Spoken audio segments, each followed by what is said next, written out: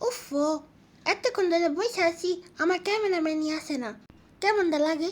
এই মাসে বেতন কম দিব। এতক্ষণ বসে বসে থাকতে থাকতে আমি ঘুমাই যাবো। আসছো এতক্ষণ পরে? এই শুরু করো, ভিডিও শুরু করো। হ্যালো, আপনারা দেখতে পাইতেছেন এই দোকানটার মধ্যে কতগুলো ক্যাটফুড। আমার মন চাইতেছে ক্যাটফুডের সাগরে আমি সাঁতার কাটি।